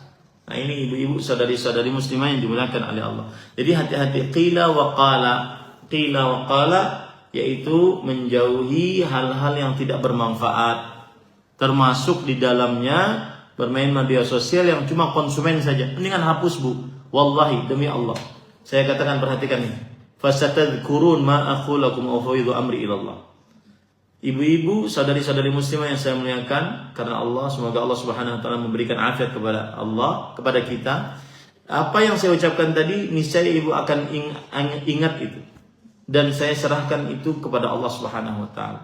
Yang cuma hanya nonton, scroll, mungkin ada, saya yakin bahwa orang main media sosial macam-macam. Ada yang untuk berdagang. Nah, ini beda hal ya, Bu ya. Tapi yang hanya sekedar scroll 2 jam, 3 jam, gak selesai-selesai, ya, maka hapus saja, hapus. Perbanyak diri, terutama yang tadi masa 35 sampai 50 atau masa 50 sampai 60. Ya, 50 sampai 60. Banyak nggak di sini 50 sampai 60? Nah, itu sudah persiapan itu, Bu. Persiapan. Duniamu cuma sementara. Ya, persiapan. Persiapan untuk memperbanyak ibadah kepada Allah SWT. Ibadahnya semakin teliti, Bu. Ibadahnya semakin teliti. Maksudnya semakin teliti gini. Zikirnya semakin teliti, tidak asal-asalan. Ya. zikir-zikir keseharian semakin teliti, dan seterusnya. Nah, ini. Kemudian yang kedua, kathratus soal, banyak bertanya. Di sini ada dua tafsiran. Banyak bertanya bagi orang-orang yang ingin memperkaya dirinya. Memperkaya dirinya. Maksudnya banyak bertanya di sini adalah dia suka minta-minta. Dia suka minta-minta, ya. Padahal dirinya banyak saja dan cukup saja keperluan hidupnya. Cukup saja keperluan hidupnya. Tetapi dia banyak minta-minta. Ini tafsiran yang pertama. Tafsiran yang kedua adalah bertanya tentang sesuatu yang tidak bermanfaat, akhirnya menyulitkan dirinya dalam beragama gara-gara pertanyaannya. Bertanya tentang sesuatu yang terlalu berlebih-lebihan. Seperti misalkan, Ustadz, itu pedangnya Nabi Syis itu apa ya? Saya pernah ditanya dengan pertanyaan yang semisal, saya bacakan ya. Ini perhatikan.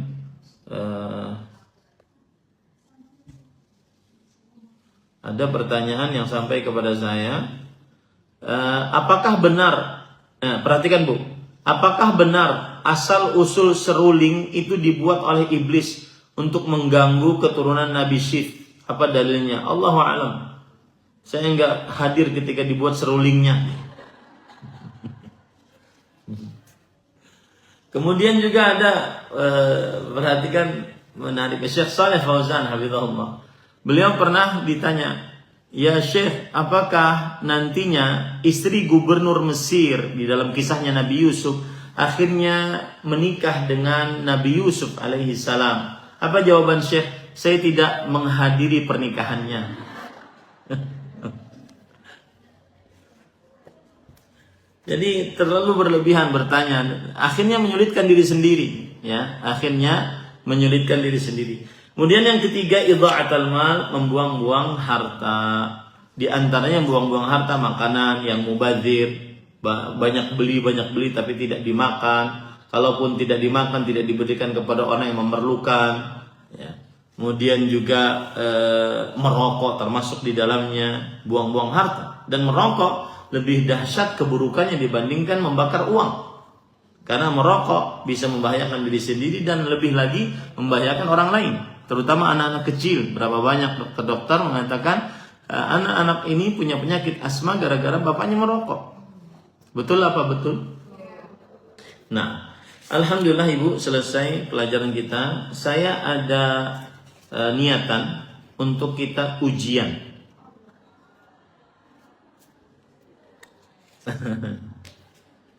Ya Bu ya, ujian ya Bu. Dari halaman 42 sampai 100. Ujiannya pilihan ganda. Nanti saya akan buatkan soalnya, kemudian dijawab dan langsung keluar nilainya. Halaman 42 sampai 100. Sekarang kami, Ustadz, saya, Ustadz yang lain juga, termasuk Ustadz Firanda, sekarang kajiannya seperti itu, harus ada pertanyaan sehingga para jamaah belajar, bukan hanya sekedar jiping, ya, ngaji nguping. Apalagi seseorang ke majelis ilmu ini untuk menuntut ilmu agama, ya, terutama majelis Al-Kamil ini, agar benar-benar menuntut ilmu agama, ya, dan sehingga benar-benar dalam ilmu agamanya dan bisa diamalkan. Nanti saya akan kirimkan soalnya melalui Google Form, kemudian bisa dijawab dan langsung dapat nilainya insyaallah taala. Taib, kita masuk kepada pertanyaan pada surat Al-Mumtahanah ayat 13. Bagaimana dengan kami yang memiliki saudara yang tidak seiman?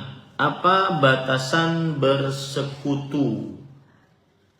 Saya hanya 2 bersaudara, namun berbeda iman, dan saya harus kompak dan saling mengandalkan dalam mengurus saudara ayah yang tidak memiliki anak. Jawabannya, ibu-ibu saudari-saudari muslimah yang dimuliakan oleh Allah, yang dilarang adalah seorang muslimah atau muslim cinta loyal kepada selain Islam. Adapun bekerja sama mengurus paman, dalam hal ini yang saya pahami dari pertanyaan, maka ini tidak ada hal yang berkaitan dengan akidah atau keloyalan. Ya, silahkan saja seseorang mengurus pamannya atau saudara ayahnya yang tidak berkaitan dengan akidahnya, ya, yang tidak berkaitan dengan akidahnya. Saya cari dulu surat Al-Mumtahanah ayat 13.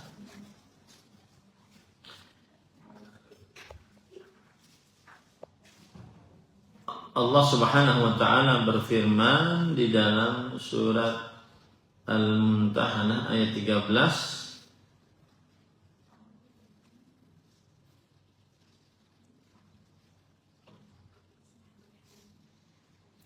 Ya ayyuhalladzina amanu la tatawallaw qauman ghadiballahu alaihim. Wahai orang yang beriman, janganlah kamu jadikan penolongmu kaum yang dimurkai oleh Allah. Yang dimaksud dengan penolong di sini adalah cinta itu, wala, loyal kepada kekufurannya, kesyirikannya. Adapun kita berbuat baik bersama-sama untuk mengurus paman atau ayah, maka ini tidak masuk ke dalam surat Al-Mumtahanah ayat 13. Wallahu a'lam. Izin bertanya Ustadz, saya pernah bilang ke mantu nanti uang kuliahnya mama bayarin. Terus akhirnya mantu pergi meninggalkan suaminya. Tapi akhirnya minta maaf lagi. Namun si suami, anakku, sudah capek tidak mau lagi balik, mau berpisah saja. Apa rencana mau bayarin uang kuliah tersebut masih berlaku? Secara mantu saya yang bikin ulah. Maka jawabannya adalah jika seseorang sudah berjanji, maka dia melunasi janjinya. Tetapi jika menantu ini berbuat kezaliman, maka dia berhak untuk menarik hal yang tadi. Dan sepertinya ibu ini tidak menjanjikan, cuma mengatakan bahwa nanti saya yang kuliah akan bayarin. Itu pun dalam status masih ikatan suami istri, dan tidak dibatasi kapan tidak jadi suami istri atau yang semisal. Wallahu a'lam. Bagaimana jika seorang ketika marah memilih diam untuk beberapa waktu karena menghindar dari perkataan buruk? Apakah ada hukumnya mendiamkan seseorang karena marah dengan diam dalam beberapa waktu? Ini disebut dengan silent treatment. Apakah boleh melakukan itu? Jawabannya adalah memang Rasul Shallallahu Alaihi Wasallam pernah bersabda, "Idza ghadiba ahadukum falyaskut." Jika salah seorang dari kalian marah, maka hendaklah dia diam. Hendaklah dia diam. Ini hadis diriwayatkan oleh Imam Ahmad dan hadisnya sahih. Idza ghadiba ahadukum falyaskut. Jika salah seorang dari kalian marah, maka hendaklah dia diam. Maka ini hadis sahih. Tetapi jangan terlalu lama. Harus diselesaikan. Ya. Marahnya, diamnya tersebut saat marah untuk menghindari perkataan-perkataan yang buruk. Itu saja tujuannya. Akan tetapi jangan terlalu lama. Ya. Sehingga terutama pasangan kita, suami misalkan, mereka tetap mendapatkan solusi dan merasa tetap dihargai, sehingga terjadilah kembali sakinah mawaddah rahmah di antara dua suami istri. Wallahu alam. Teman saya sudah setahun kehilangan anaknya yang masih remaja. Tiba-tiba sakit lalu meninggal dunia dalam waktu singkat, sehingga baginya dunia serata runtuh. Tapi ia berusaha tegar dan tetap beriman, namun sampai sekarang masih sering menangis karena katanya rindu dengan anaknya. Ia telah ikhlas, tapi sering kali menangis karena rindu. Apakah keadaan tersebut termasuk kurang bersabar, kurang ikhlas, atau tidak apa-apa karena manusia mempunyai perasaan? Bagaimana saya menghibur dan menenangkannya Teman saya juga sering datang kajian-kajian, jazakallahu khairan. Ibu-ibu, saudari-saudari yang dimuliakan oleh Allah Subhanahu wa taala, apa hukum menangisi seorang mayat? Ya, apa hukum menangisi seorang yang sudah meninggal? Maka menangis dengan suara yang dengan tanpa suara ini diperbolehkan dengan kesepakatan para ulama rahimahullah. Menangis dengan tanpa suara diperbolehkan dengan kesepakatan para ulama. Nabi Muhammad SAW melakukan hal tersebut, dan ini sebagai tanda kasih sayang dari Nabi Muhammad SAW kepada anak beliau yaitu Ibrahim. Di dalam hadis riwayat Bukhari dan Muslim bahwa Nabi Muhammad SAW beliau ketika meninggal anaknya Ibrahim yang masih kecil, kemudian kedua mata beliau berlinang air mata. Lalu Sa'ad bin Abi Waqqas berkata, "Ya Rasulullah, ma hadza?" Wahai Rasulullah, kenapa engkau menangis? Kemudian Nabi Muhammad SAW menjawab, "Hadhihi rahmah ja'alaha Allahu fi qulubi ibadihi." Ini adalah rahmat yang Allah Subhanahu wa taala berikan di dalam hati-hati hamba-hambanya. Wa innama yarhamullah min ibadihi ruhama. Allah hanya merahmati hamba-hambanya yang pengasih. Nah, ini saat Nabi Muhammad SAW menangis ketika wafatnya anak beliau Ibrahim radhiyallahu anhu. Kemudian yang diharamkan adalah menangis yang di dalamnya ada nauh, ada raungan, ada tangisan dengan suara yang keras. Rasul sallallahu alaihi wasallam bersabda, "Innallaha la yu'adzibu bidamil 'ain wala bihuznil qalb, walakin yu'adzibu bihadza aw yarham." Wa asyara ila lisani. Allah tidak menyiksa karena orang berlinang air mata atau karena sedih qalbu seperti rindu tadi. Allah tidak menyiksa, akan tetapi Allah menyiksa dengan ini, menunjuk kepada lisannya, yaitu lisannya yang tidak dia jaga, lisannya yang tidak dia jaga. Dan para ikhwan yang dirahmati oleh Allah, jumhur ulama, ini poin yang ketiga, berpendapat bahwa seorang mayit akan disiksa jika mewasiatkan agar ditangisi dan diratapi setelah kematiannya. Jumhur ulama berpendapat bahwa seorang mayit akan disiksa jika mayit tersebut sebelum meninggalnya dia berwasiat atau dia memberikan perintah, setelah meninggal maka tangisilah kematian saya, sedihlah atas kematian saya. Hal ini berdasarkan hadis riwayat Bukhari Muslim, "Innal mayyit yu'adzabu bibukai ahli." Sesungguhnya mayat itu akan disiksa dengan tangisan keluarganya. Maka ini hati-hati ibu, lebih baik dia tahan ya rasa tangisnya, jangan sampai terperosok ke dalam hadis ini nanti. Malah anaknya nanti malah yang disiksa. Ya, hati-hati. Kemudian juga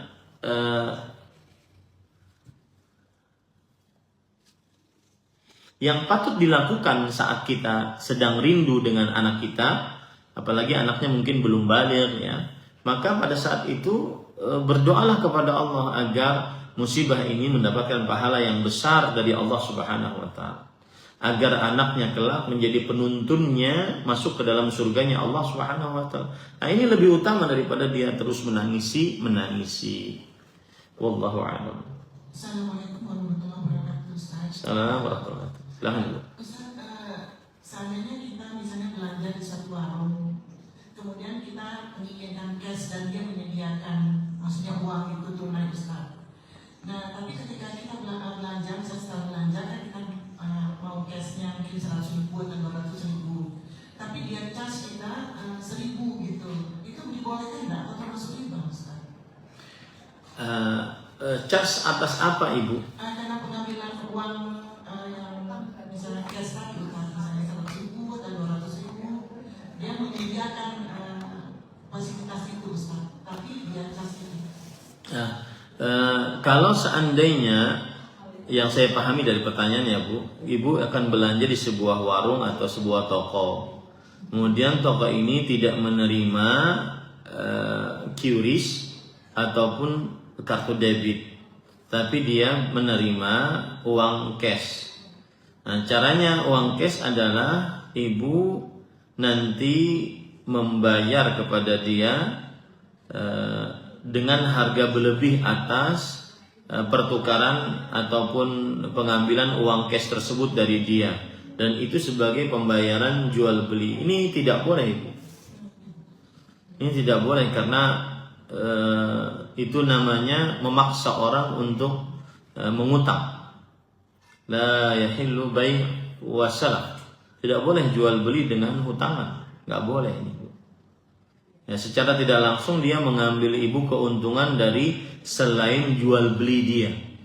Paham maksud saya, Bu? Jadi berarti kalau kredit atau sesuatu jenisnya, kalau dia mempunyai itu boleh, Ustaz? Iya, tidak mengapa itu. Oh. Tidak mengapa. Baik, Ustaz, terima kasih. Barakallahu fiik.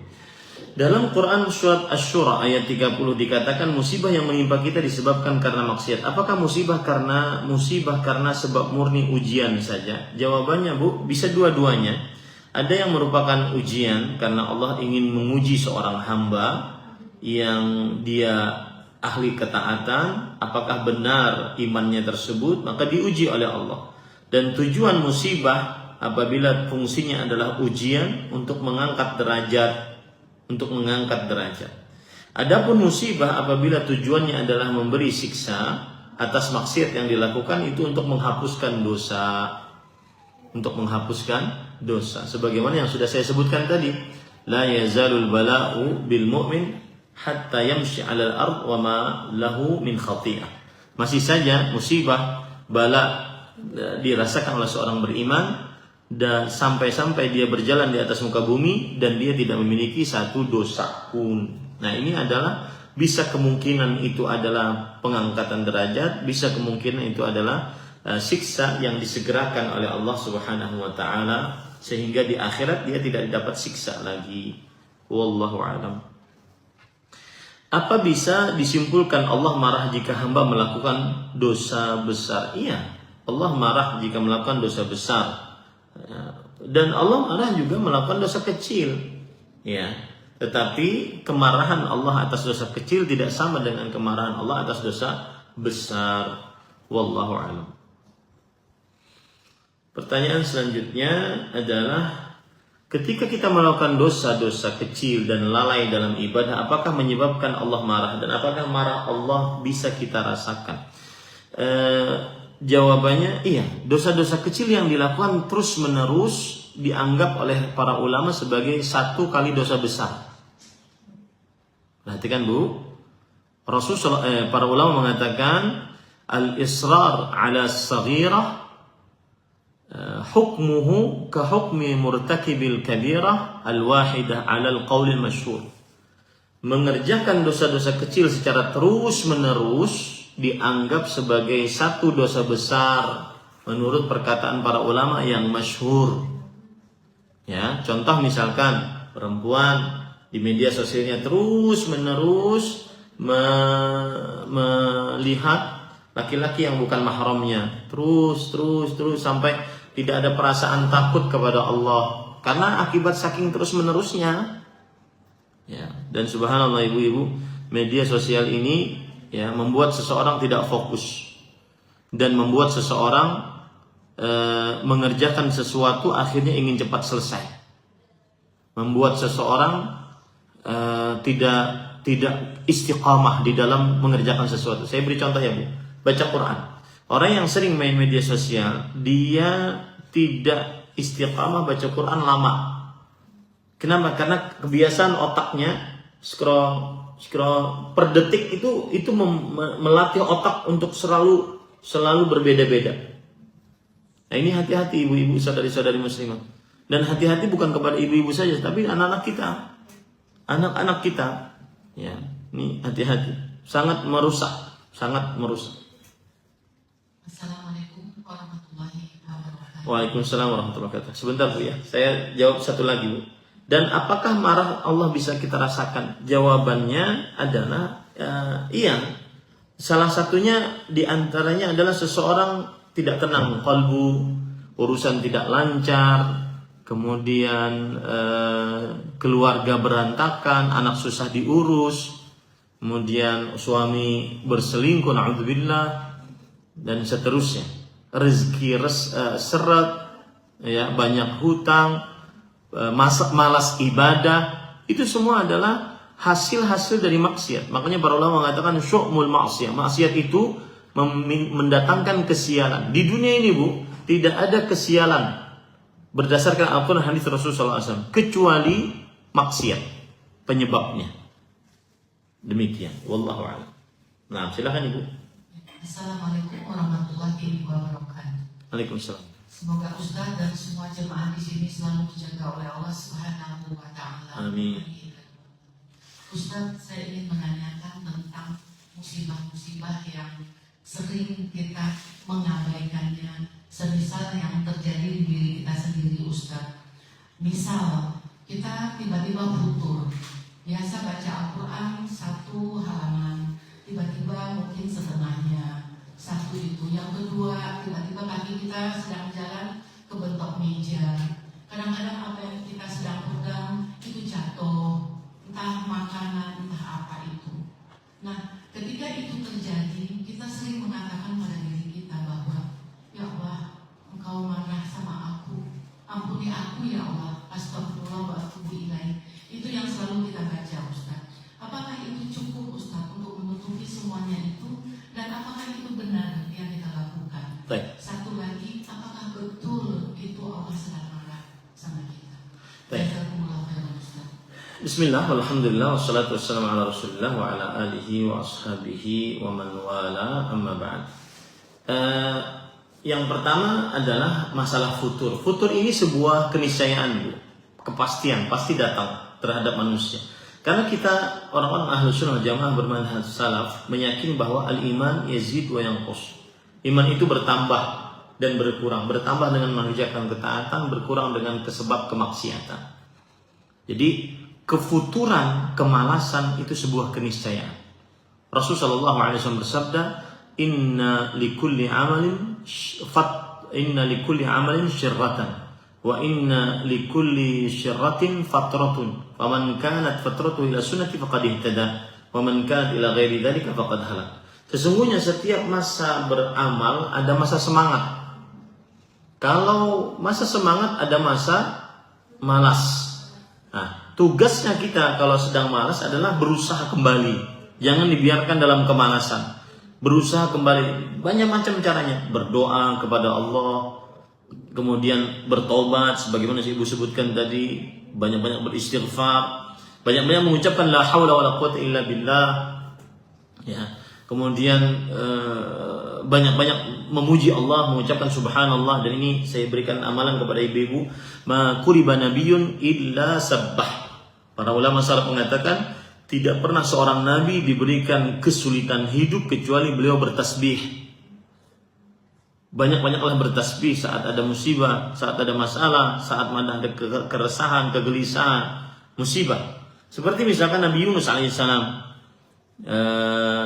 ketika nada fil zulumat, di dalam kegelapan malam, kegelapan lautan, kegelapan perut ikan paus, beliau mengucapkan la ilaha illa anta subhanak inni kuntu minadh zalimin. Banyak-banyak berdoa, mengucapkan tasbih, memuji Allah Subhanahu wa taala. Baik, untuk pertanyaan yang kedua adalah apakah benar yang kita lakukan tersebut? Jawabannya iya, benar. Mungkin ini kesalahan, mungkin ini kekurangan kita. Ditambahkan tadi setelah beristighfar, bertobat, dia juga bertasbih kepada Allah Subhanahu wa taala. Intinya Ibu, ketika ada musibah, maka hati-hati, hendaknya kita bermuhasabah. Muhasabah diri kepada Allah Subhanahu wa taala. Apa yang salah dari kita, apa yang kurang dari kita, adakah ya Allah mohon petunjuk dari Engkau dari Engkau untuk kami. Seperti itu ibu-ibu, saudari-saudari muslim. Wallahu a'lam. Kemudian pertanyaan selanjutnya, Apa bisa disimpulkan Allah marah jika hamba melakukan dosa besar? Ini sudah tadi ya. Bolehkah kita memberikan zakat mal kepada teman yang memang miskin, dan bagaimana perhitungan nominalnya? Lalu semisal dia juga mendapatkan zakat mal dari orang lain lagi, bolehkah jadi dapat double? Bismillah, walhamdulillah. Perhatikan ibu-ibu baik-baik. Saya jadi ada keinginan, dan semua keinginan baik kadang-kadang bermacam-macam ngumpul ya. Yaitu ingin bahas tentang kajian intensif zakat harta. Dan saya punya materinya, nanti juga ada ujiannya. Pokoknya sekarang ujian terus. Nah, ibu-ibu saudari-saudari muslimah, jawabannya adalah boleh kalau memang dia miskin. Karena Rasulullah Allah berfirman dalam surat Ghafir ayat 60, "Innamas shadaqatu lil fuqara wal masakin wal 'amilina 'alaiha wal mu'allafati qulubuhum wa fir riqab wal gharimin wa fi sabilillah wa ibnis sabil. Fariidatan minallah." Perhatikan baik-baik ayatnya. Lihat tangan saya di sini. Sesungguhnya zakat itu hanya diberikan kepada orang fakir. Siapa itu fakir?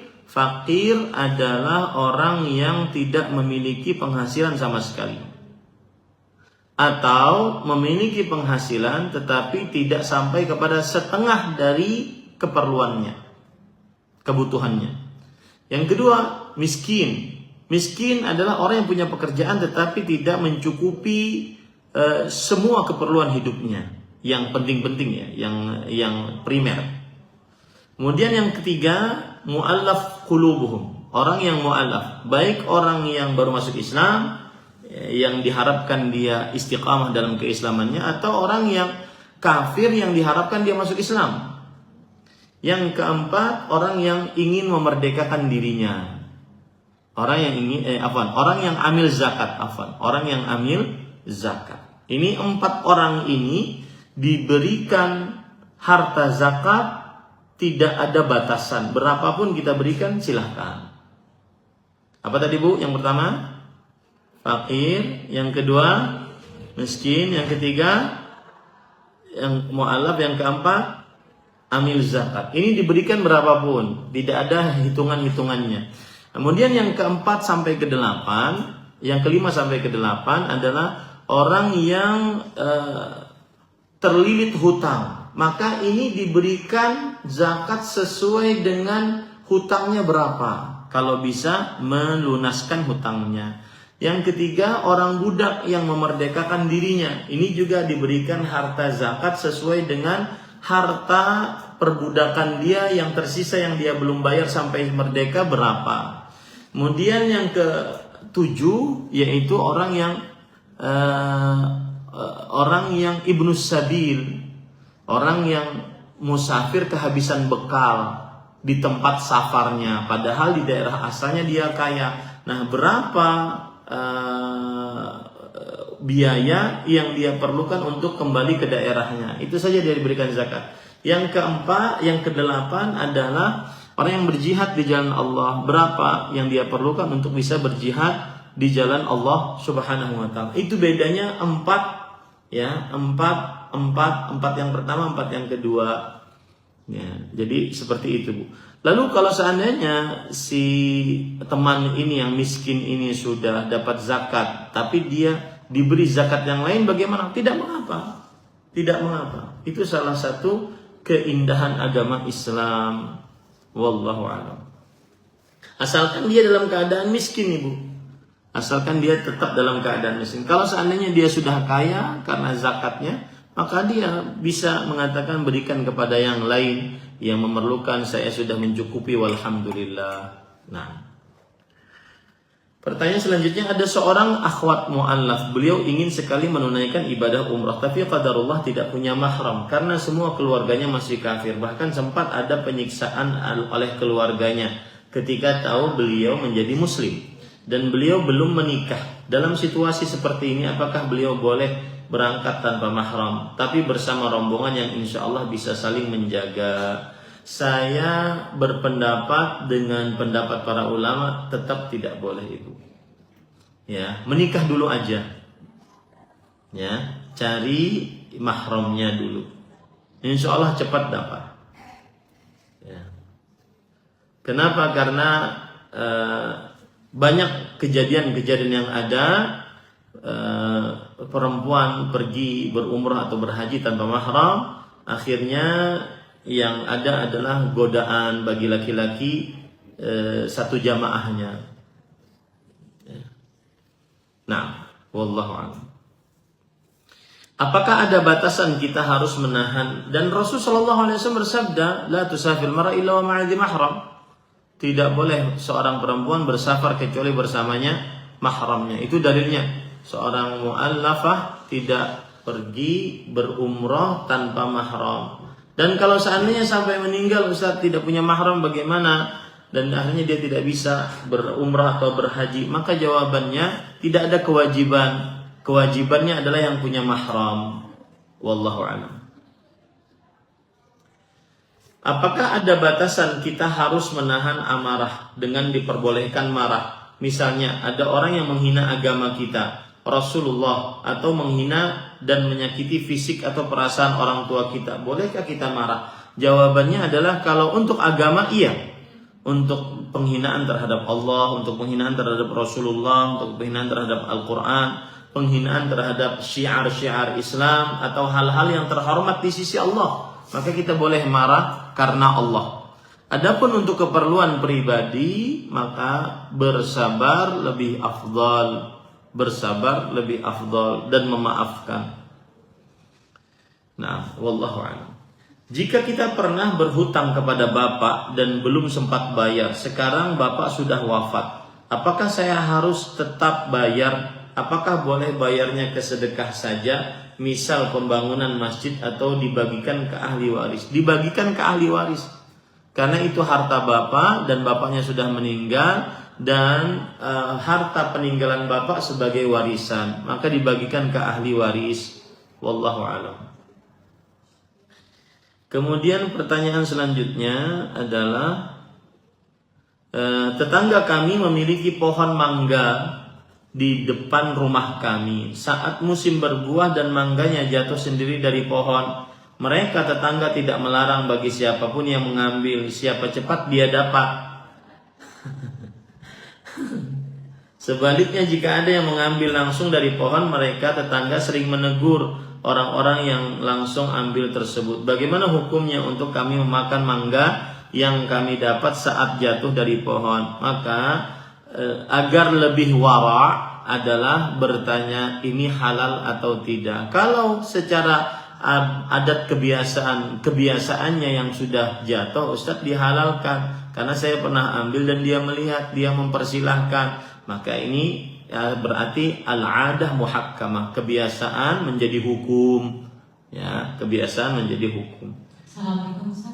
Waalaikumsalam. Silakan Bu. Izin bertanya, bagaimana kita mengetahui kalau orang itu murka atau marah sama kita? Sedangkan setiap ujian yang Allah kasih itu kan pasti ada hikmahnya, ya, dan bisa menghapuskan dosa-dosa kita. Ya. Nah, apakah ujian-ujian itu yang kita dapatin itu ada murkanya Allah di situ, marahnya Allah, atau bagaimana kita memahaminya gitu dalam hal seperti? Sebenarnya kita memahami sendiri hal tersebut Ibu, karena kita paling paham tentang diri kita. Kita ini ahli maksiat atau ahli taat, atau mencampurkan, ya, atau mencampurkan. Kalau seandainya dia ahli maksiat, dia akan paham bahwa ini adalah murka Allah Subhanahu wa ta'ala terhadap dirinya dan amarah Allah. Tetapi ingat Bu, murka dan amarah tidak mustaqillah, artinya pasti ada hikmah di dalamnya. Di antara hikmahnya adalah Allah menginginkan hamba tersebut bertobat, Allah menginginkan hamba tersebut terhapus dosanya dengan musibah tersebut. Meskipun dalam konteks Allah Subhanahu wa ta'ala marah dan murka. Artinya kemurkaan dan amarah Allah itu pasti ada hikmah di baliknya. Tetapi bagaimana kita tahu apakah ini murka Allah atau amarah Allah dari musibah ini? Kita sendiri yang tahu. Kita lalai sholat, kita sering melanggar larangan Allah Subhanahu wa ta'ala, terutama saat sendirian, terutama di zaman sekarang. Maka pada saat itu kita yang lebih tahu tentang diri kita. Wallahu a'lam. Pertanyaan jangan ditambah lagi ya Bu, cukup. Bagaimana menyikapi orang yang tidak dikenal yang setiap hari DM meminta sedekah untuk putranya yang katanya sakit? Maka jawabannya ada dua cara di sini. Dia berikan dan kemudian dikhawatirkan nanti mungkin, kalau dikhawatirkan nanti mungkin akan malah menjadi pemerasan ataupun malah berurusan yang agak berat, maka dia mungkin memiliki siasat bahwa dia suruh yang lain untuk mentransfer dan seterusnya. Yang penting kan sudah dibantu orang tersebut tanpa harus memberitahukan kepada orang tersebut, karena kan kita tidak kenal orang tersebut. Wallahu a'lam. Izin bertanya, apakah kalau kita ziarah kubur yang di dalam kuburnya mengetahuinya dan apabila dia sedang mendapat siksa diberhentikan siksanya? Jawabannya adalah ada hadis memang bahwa orang yang di dalam kubur, ahli kubur mengetahui siapa yang menziarahinya, ya, siapa yang menziarahinya. Ini ada hadis Rasul Shallallahu Alaihi Wasallam. Di antara hadis tersebut adalah yaitu Rasulullah Shallallahu Alaihi Wasallam bersabda, "Man marra ma min rajul yamurru biqabr rajul kana ya'rifu fi dunya fayusallim alaihi illa raddallahu alaihi ruha hatta yarudda alaihi salam." Tidaklah seorang melewati sebuah kuburan dan orang ini mengenal si yang dikubur itu saat di dunia, lalu orang ini mengucapkan salam kepada yang dikubur, melainkan Allah akan mengembalikan atasnya ruhnya sampai si fulan yang disalami tadi dari ahli kubur tadi menjawab salamnya. Itu satu hadis sahih yang disebutkan oleh Rasulullah Sallallahu Alaihi Wasallam. Kemudian juga ada hadis yang lain bahwa Rasul Sallallahu Alaihi Wasallam menyatakan ma min rajul, ini sama juga yang lainnya, tidak, ya, bahwa orang yang meninggal mengetahui siapa yang menziarahinya atau mengenal lah lebih tepatnya. Tetapi bukan berarti kita boleh kemudian minta sesuatu kepada orang yang meninggal atau ngobrol dengan orang yang sudah meninggal, ya, karena kan mengenal Ustadz, jadi saya ngobrol, kangen Ustadz katanya. Enggak juga, ya, tidak seperti itu yang disyariatkan. Yang disyariatkan adalah seseorang mendoakan orang yang sudah dikubur tersebut. Taib, pertanyaan sebelum terakhir. Tetangga saya kecelakaan cukup parah, tangannya patah dan di bagian kepalanya ada retak. Ketika dibawa ke UGD selama 1 minggu itu tidak pingsan tapi setengah sadar. Kalau ditanya bisa jawab tapi tidak ingat apa yang dibicarakan. Ketika sholat ditanya keluarganya, katanya sholat tapi tidak ingat pernah sholat. Apakah tetangga saya harus mengqadha sholatnya selama seminggu tersebut? Kalau iya, bagaimana cara mengqadha sholatnya yang selama seminggu tersebut? Jawabannya adalah apabila seorang masih sadar maka tetap wajib sholat. Tapi sepertinya ini sudah tidak sadar, sudah hilang ingatan, berarti tidak sadar. Karena seorang manusia muslim yang diwajibkan untuk sholat adalah apabila dia Islam, baligh, berakal, selain wanita yang haid dan nifas. Maka selama dia sadar dia wajib sholat. Kalau sudah tidak sadar tidak wajib sholat dan tidak ada qadha atasnya. Wallahu a'lam. Bagaimana jika pergi safar dan selama di perjalanan bersama-sama dengan mahram, tapi pulangnya sendirian karena mahramnya masih tinggal di kota tersebut? Jawabannya, perjalanan pertama disyariatkan, perjalanan kedua dia berdosa. Ya, wallahu a'lam. Ini ibu-ibu yang bisa disampaikan. Jazakumullahu khairan.